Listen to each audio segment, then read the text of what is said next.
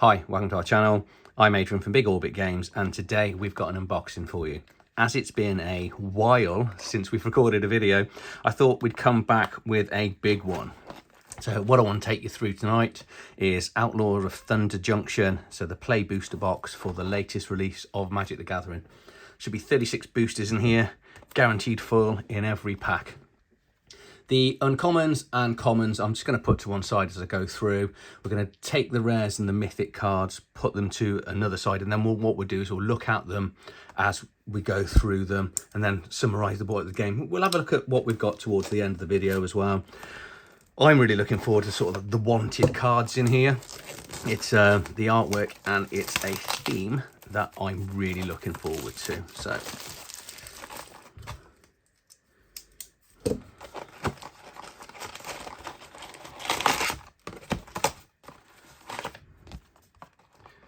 Scansers discover the coolest cards.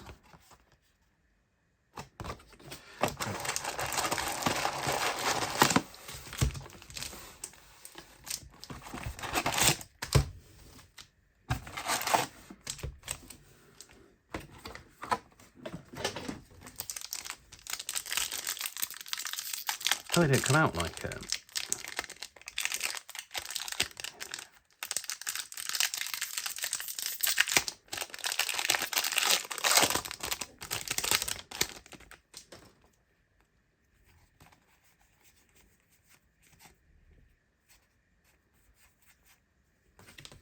Okay, Roxanne.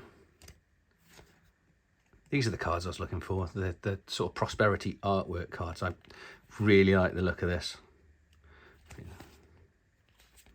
So, only a couple there.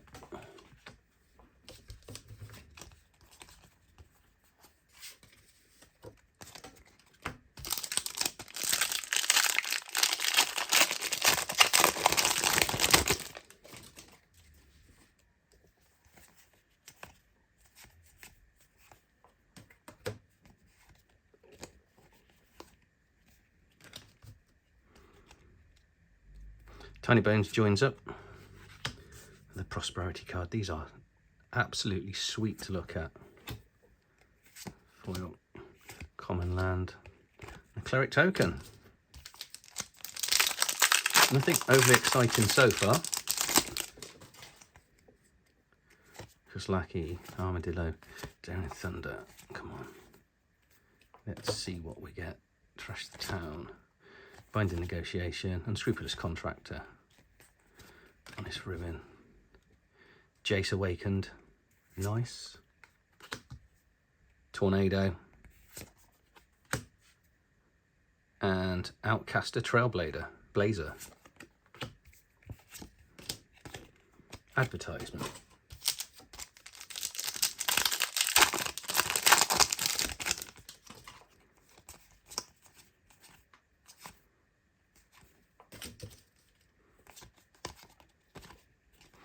Shoot the Sheriff. Cool artwork on that. So Taiweki, the perfect shot.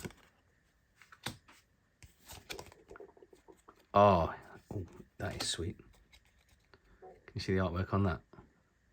Skewered by the critics. Let's keep these prosperity cards here down in order. And then just an artwork card. I've been really looking forward to this one. Cowboys, vampires. What is there not to love?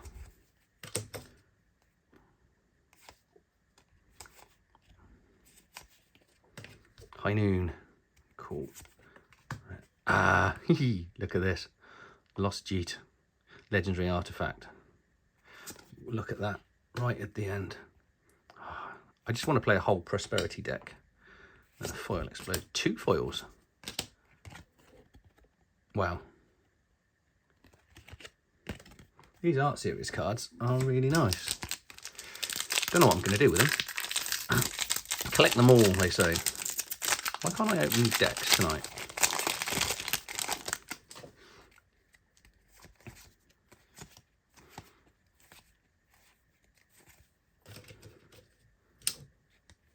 Some boots, requisition, knife point, Laughing Jasper Flint.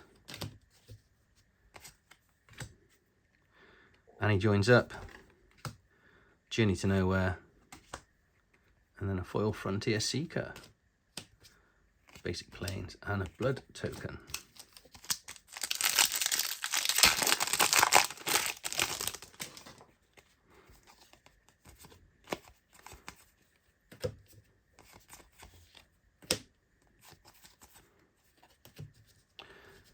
Howl Spear Posse Boss, Fling, Foil Trained, Arix, Swamp, and then a Mercenary token. I must say, we're not pulling anything. Well, obviously, Lost Jit is nice, but we'll get rid of the commons and uncommons. Dust Animus, Primal Might. Sorcery. Just on a whole deck with just that, really. Not that, but obviously the prosperity cards I think really make this set. Don't know, what do you think?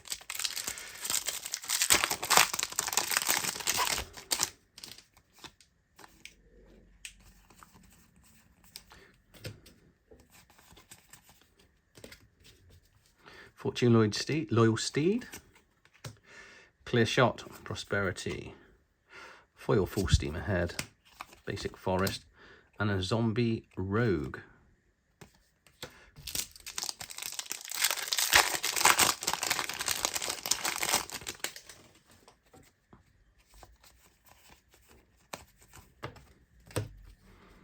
I am loving the artwork on this. It is amazing. Saying that, growing up on Westerns and really enjoying things like Deadlands, the role-playing game, I think this theme is going to be, look at this. Okay, we'll come back to that. Outlaws of Merit.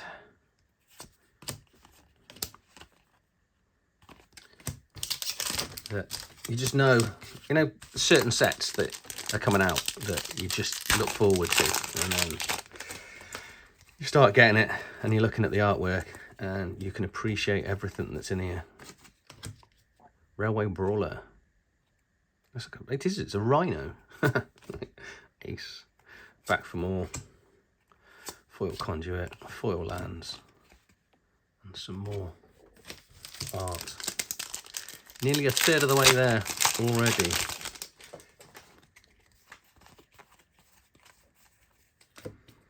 More rare commons, more uncommons. Rare Bruised Tar. Confusing my piles. Hindering Light. Foil Former Posse. Basic Land. And a Meteorite token.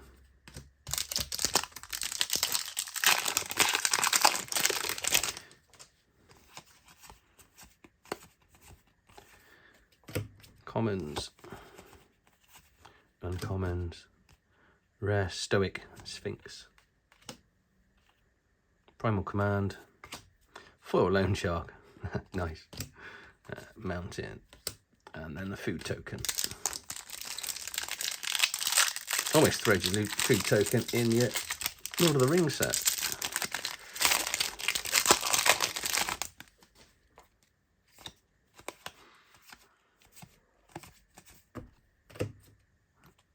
Czar's Bandit. Nice. Wily Duke. Or Duke. Oh, Hostile Investigator. This is nice. Look at that right at the end. Fierce Retribution.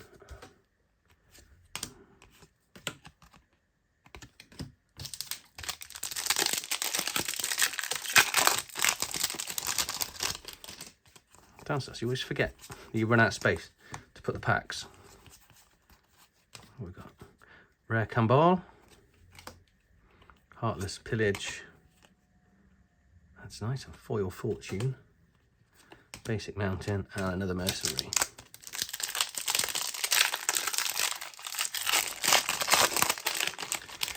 Let me know in the comments below if you're glad that we're actually back recording on YouTube again. And so it's been, I think, 5 to 6 years since our last video. The plan is to start being back, get our presence back on here, Not sure whether we're weekly, fortnightly, or even more than once a week as yet. But yeah, if you're enjoying this video, give it a thumbs up, give it a like, comment down below if any cards that you've seen that you like as well.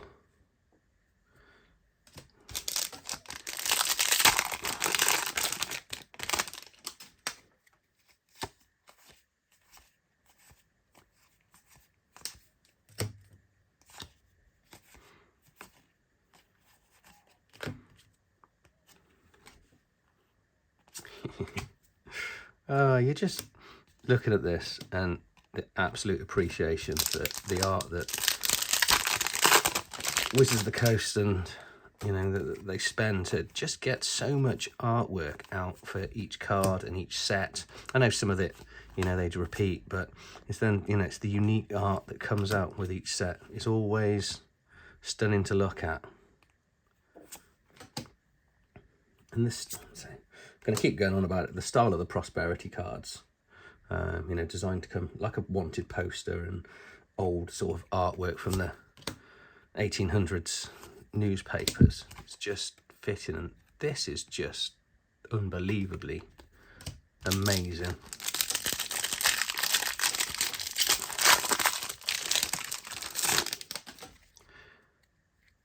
I think people don't appreciate how much effort actually goes into creating art for a card, because it's just a card, and even if there was no art, you'd still play the card. It wouldn't bother you, but it's nice that they put the art in and spend, yes, ha, simulation aegis, cool.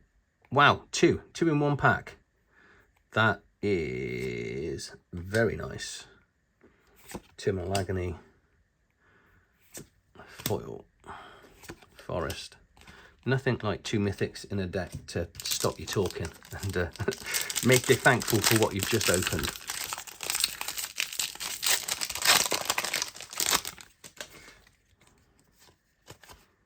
Holy cow.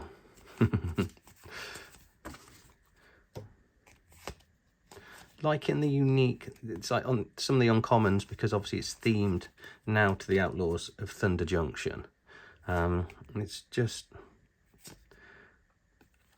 gotta love a man in a cowboy hat. Does that sound wrong? I don't think it does. I don't think it does, and I'm not even worried.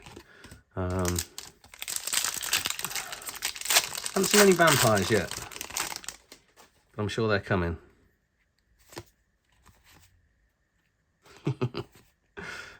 Steer clear. The play on words that Wizards of the Coast use as well for their cards has entertained me for the last, what's it, 30 years since I've been playing Magic the Gathering. Yes, these are the wanted posters. So these are I think this is 6 or 7 of the sort of unique, there's the gang that do the jobs that you're trying to collect. So nice to get one. Be nice to get more than one, but one is nice. So we'll come on to these right at the end. We'll have a look through what we've got.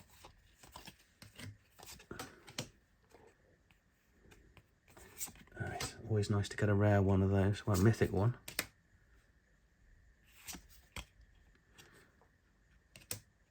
Nice golem. Or it's Golem, as I see people say on the internet. And I'm like, Golem's a different creature from a completely different franchise. So, Golem, Golem, take up the shield.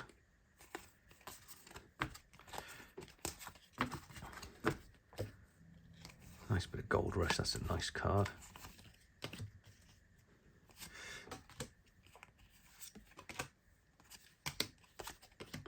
And a bat token. I think the worst thing about unboxings for me is when you start to get towards the bottom and you know you're nearly done. It's quite loving the Gigapede. Don't make a comment about the giant beaver. Move past the giant beaver.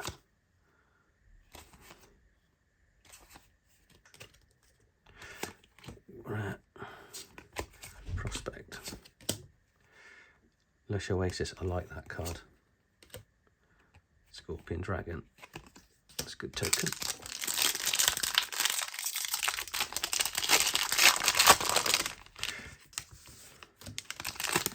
We are doing quite well for time. So it should give us plenty of time at the end to go through and have a better look at the cards we really want to see. So Smuggler's Surprise, Nexus of Becoming, thank you very much. Nice artifact. Tornado. And a basic land. Though,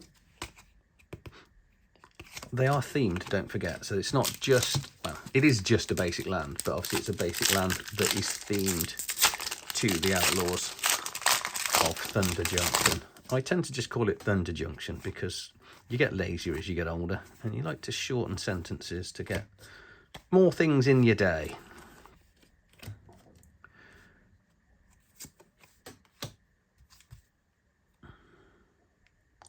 Dealer of Death. Okay, always good to get a rare foil.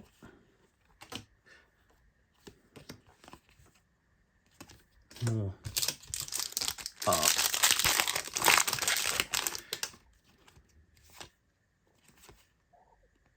Did I duelist?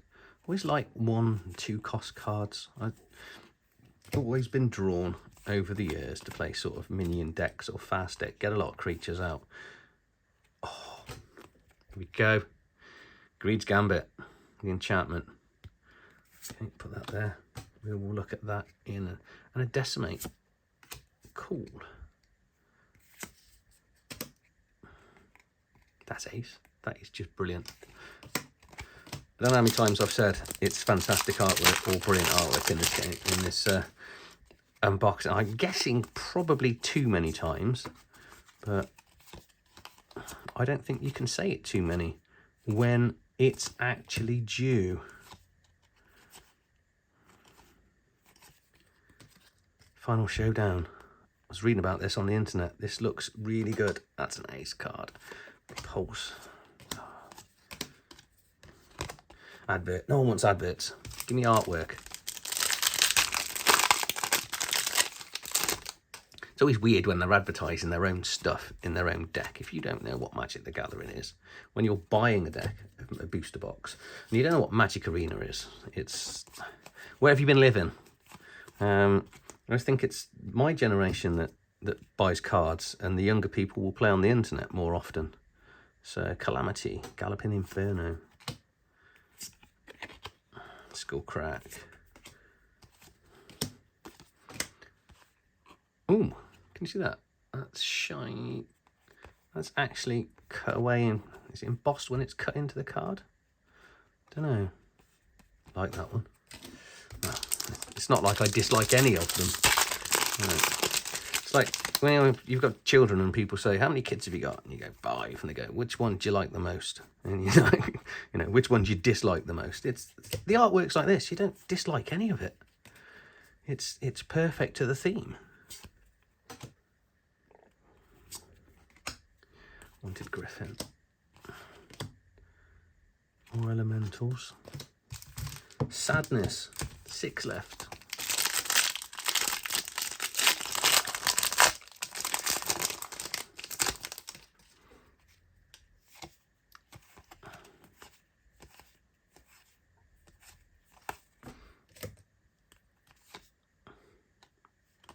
Cool.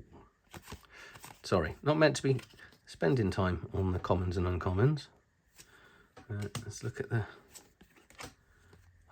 foil prosperity card. I think the prosperity cards are going to be what people are going to want to play with a lot more than the standard cards. You know, you've got your rares and your mythics, but just the look of them.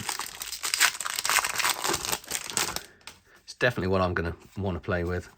I'll be more likely to put one of those in my deck just because of the way it looks, as opposed to playing a more powerful card. Because I'm an idiot like that.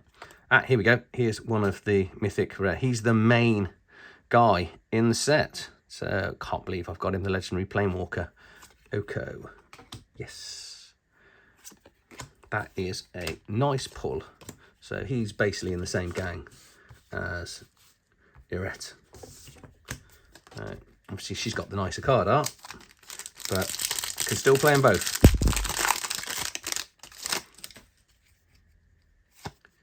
More loan sharks. A literal loan shark. You can actually use the word literally correctly there. Land. Oh, yes.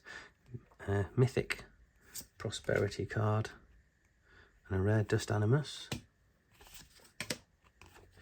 Blue. 3 to go. This is now feeling like Christmas. You know, at Christmas when you were a kid and you'd go into the lounge, you'd have a pile of cards, pile of presents, and then you'd open some, and then you get towards the end, and then you're heading towards the last couple, and you know your Christmas is over for another year. There's no more presents to go. This is how this feels when I get to the bottom of Grand Abolisher.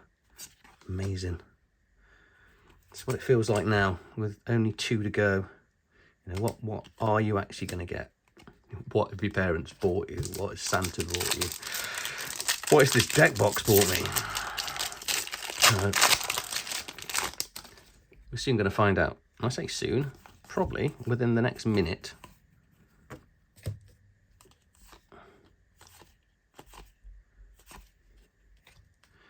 Bruce Tarl. Okay, another Dust Bowl. Another shiny card. And some... Is that an Elk? This is it. Last card, and then we can go through the mythics together. We'll have a read, have a good proper delve in. And then what we'll probably do is do a separate video, spend a bit more time actually looking at what we've got. So, Ornery Tumblewag, and then shiny. Okay, so give me a second to put all this to one side. And then what we'll do is we'll go through. We've got 36 boxes, so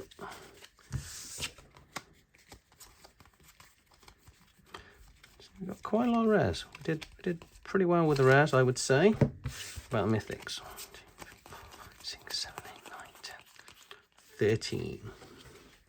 So what's that? 36, 33%. It's not too bad. So let's get these up. So Grand Abolisher, human creature. He's a 2/2 white. During your turn, your opponents can't cast spells or activate abilities of artifacts, creatures, or enchantments.